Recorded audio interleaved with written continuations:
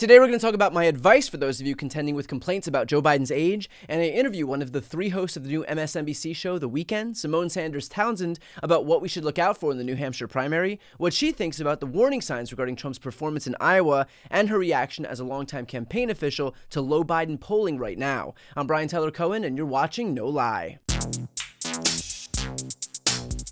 So I know a lot of viewers, like me, are encountering this right-wing talking point that really seems to have broken through, and that is this idea that Joe Biden is simply too old. Andrew Yang and Dean Phillips are out there perpetuating this Republican attack by repeating it for their own self-important reasons.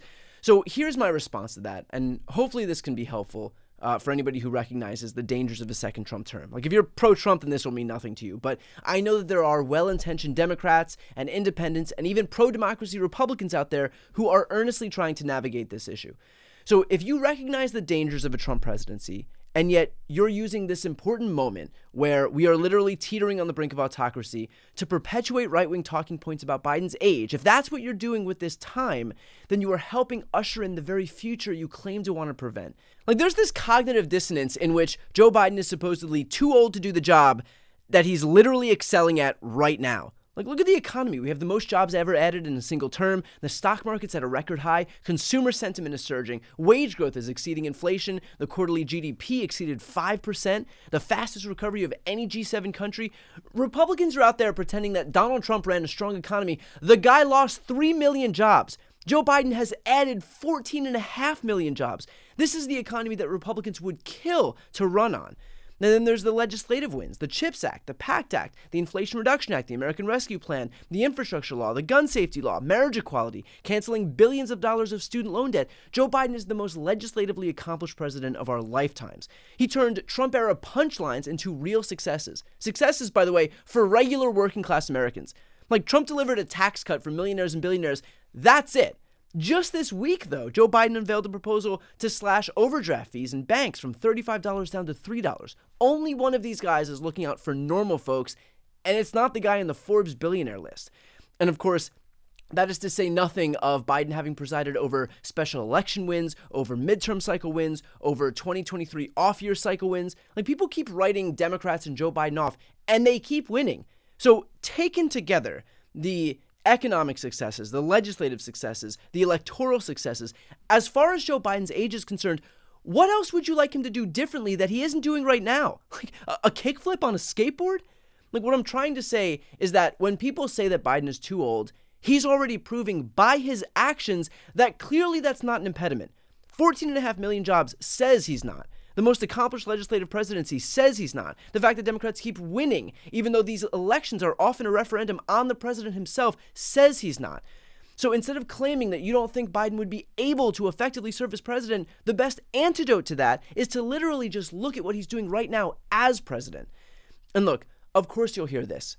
Republicans keep attacking him on his age, and that seems to be a potent attack. Of course they are. They will attack Democrats for anything. They said Obama was a Muslim. They said Hillary was too emotional. They say Gavin Newsom is too slick. They will always have something to attack Democrats on.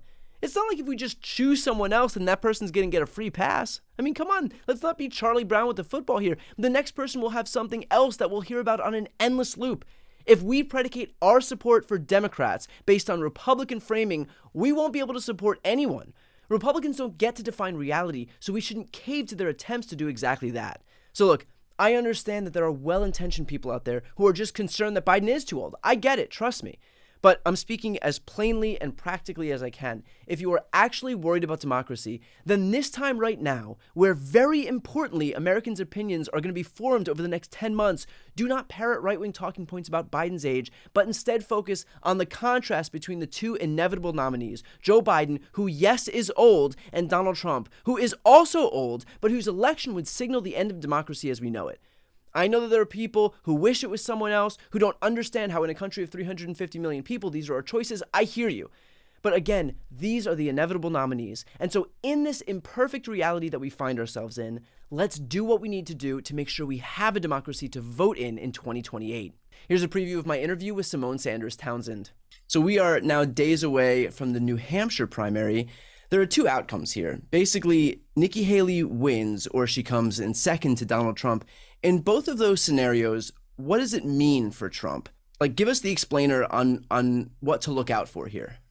Well, yeah, I would say there's two scenarios. Well, maybe three, actually. She wins. She comes in a very close second, like within 10, let's just say maybe even 15 points, which under no other circumstances. Sign of the times that a close second is 15 points away. Right? No other circumstances would 15 points even be close. It would be a blowout. But like 15, I would say 10 is legitimately close, but 15, they might give it to her. Or the third scenario is the numbers hold in all of the polling that we've seen and from the anecdotes that we've seen coming out, and Donald Trump, it's a blowout. She's a very distant second. And I think in the last scenario, the primary is essentially over. And Nikki Haley has nowhere else to go. She's not participating in the Nevada state party-run caucuses. And that's an important point because that is the way in which delegates will be allocated. She'll be on the primary ballot in Nevada. Well, can't get delegates off the primary ballot. And then in South Carolina, where she was the governor, Donald Trump is poised to beat her there. And I just want to give folks a little history and some data. There have only been 2 presidents in our modern history who have lost their home state in a general election and won and went on to be the president.